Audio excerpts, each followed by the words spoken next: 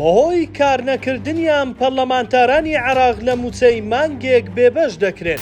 ئایا ئەو بڕیارە لە پەرلەمانی کوردستانیش جێبەجێ دەکرێت؟ 5 مانگە پەرلەمانتاران سوێندیان خواردووە و بێکار موچەش وەردەگرن.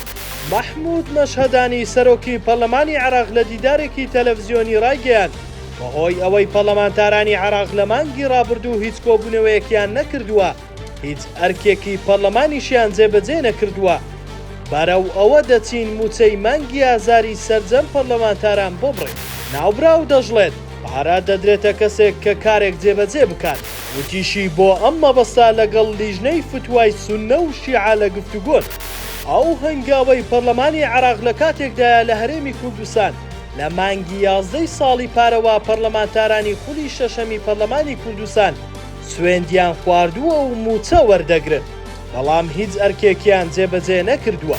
بەشێک لە چاودێران دەڵێن پێویستە ئەو بڕیارە لە هەرێمی کوردستانیش جێبەجێ بکرێت.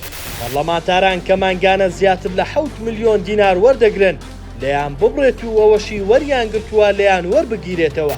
پێویستە لە هەرێمی کوردستانیش لیژنەی فتوا حرامبوونی ئەو جۆرە موچەیە دەربکات.